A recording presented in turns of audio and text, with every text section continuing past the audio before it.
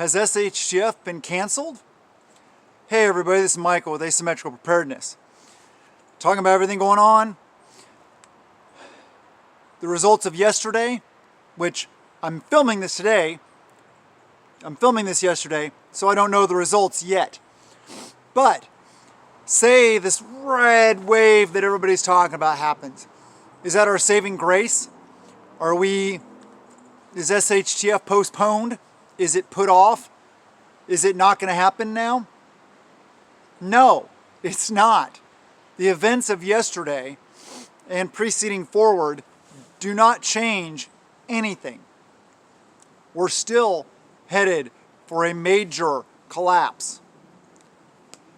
Before I go into details in the video and talk about what and how and what we can do about it, please subscribe, hit that thumbs up. Also, when you hit subscribe, hit that notification bell for all, so you might actually get notifications if they decide that it's worthy. Comment below, share the videos, do all those things. And check us out on Patreon. Links in the description below. It's $1 a month. Hundreds and hundreds of exclusive content there. Yes, yesterday was election day. Like I said, I'm filming this on election day, so I don't know what happened. And it doesn't matter what happens, honestly. With our national debt the way it is, with the whole push for one world government and new world order and the war over there and shortages and nothing changes. First of all, the US dollar and our economy is in big trouble. And escalating tensions around the world are still there. So, I would like to talk about what we can do about it, not just concentrating on doom and gloom, what is all going on, because we all know that a lot of stuff is going on. We've seen it. I mean, unless you're asleep, which if you're on this channel, you're watching this, you're watching prepper channels, you're awake at least enough to know what's going on. I don't have any faith, even if it is a red wave, that anything will change. Pretty much lost faith in politicians. Yes, of course, I still cast my ballot because the other option is not a good one. And it is going to pick up tools that could free us from tyranny, which I don't advocate, I don't want, I don't desire, I don't ask you guys to do, of course not. That's the last thing I want to do. So it really doesn't change anything. We're still, no matter what happens now, we're still headed for the same problems. So, like I said, as preppers, we don't procrastinate. We are proactive about what's going on in the world around us. And we try to stay one step ahead, at least one step ahead of the golden horde of all the sheeple when things go down. When a couple years ago, when they were fighting over toilet paper and hand sanitizer, masks and gloves and stuff like that, I was buying bags of rice and beans and canned goods and other stuff. As long as we stay one step ahead of them, then we'll still be able to get what we need. And we'll still be able to top off our preps. So I recommend just continuing what you've been doing, if you've been doing it. You got to do the things, though. Not just stockpiling stuff, though. Learning skills. Skills and abilities will trump gear every time.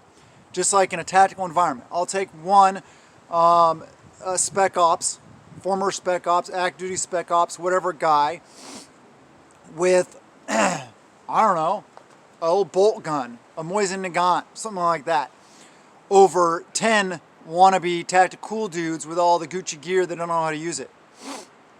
Or at least don't know how to use it effectively in a team, in a real world environment.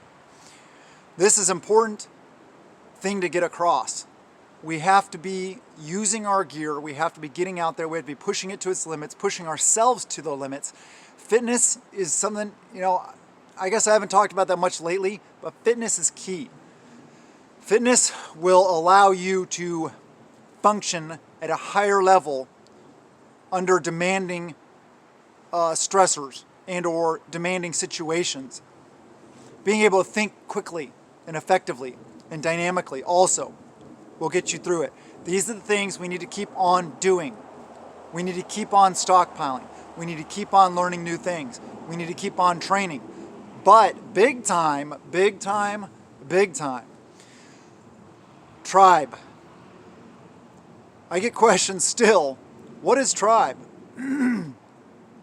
Tribe is a mutual assistance group. It is a group of people that you have around you that you can trust, you can rely on, and you can work together in adverse conditions or great everyday conditions. Just help each other out. Be there for each other. It's manpower that will help you survive. You cannot, like I've said so many times, you cannot even say, I can't do it by myself.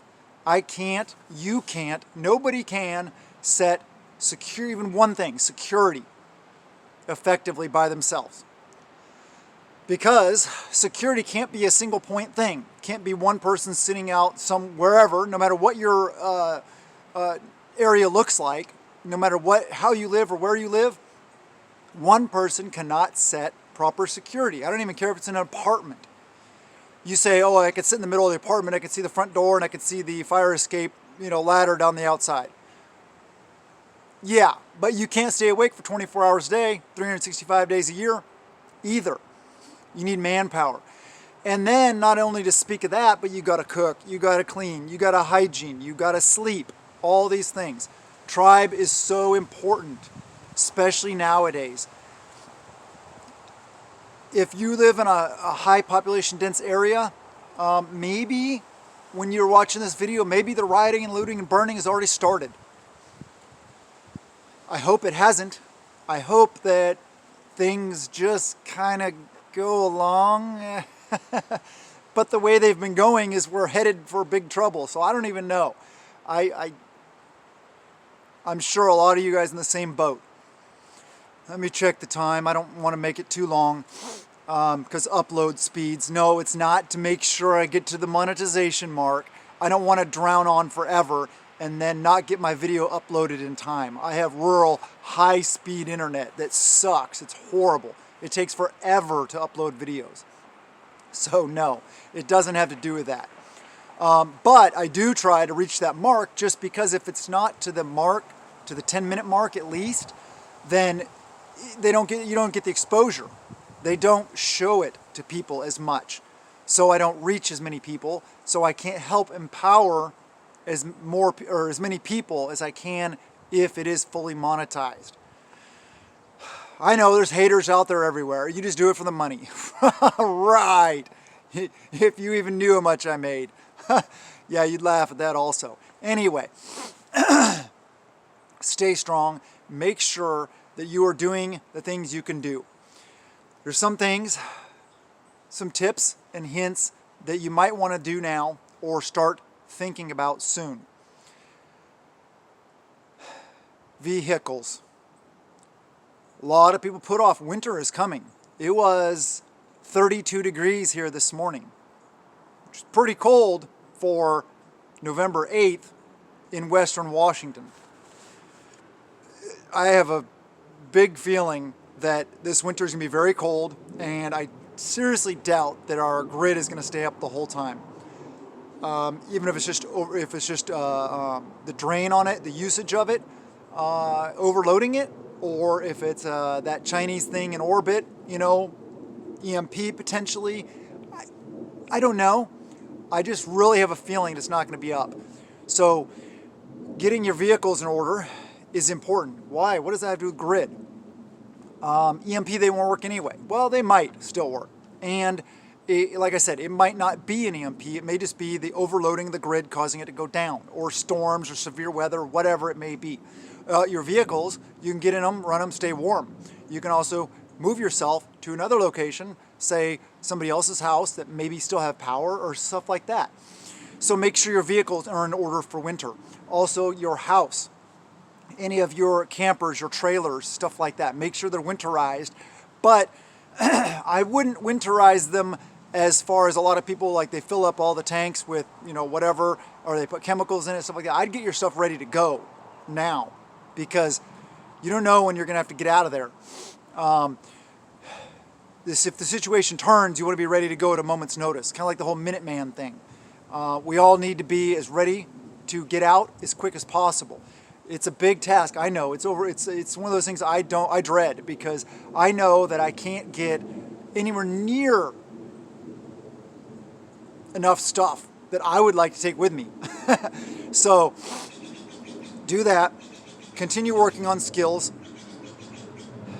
Canning, cooking, tactical skills, survival skills, wilderness survival, making fires, building shelters, gardening, anything that can relate to preparedness or give you just a little better chance of surviving, hopefully thriving.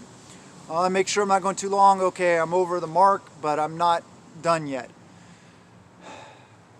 It is overwhelming, prepping and all the things that we have to do. But as long as we stay strong, as long as we stay of good faith, we trust in God, and we do our part, we'll get through it. Like I said, when I'm filming this, November 8th, maybe chaos and turmoil has already hit. I don't know. Maybe it'll be delayed. Hopefully it won't happen at all. But like I've said before, just stay out of areas where it's happening, if it happens. It's the best way to survive a fight is not be where it's at. So don't be where it's at. Just stay out of it.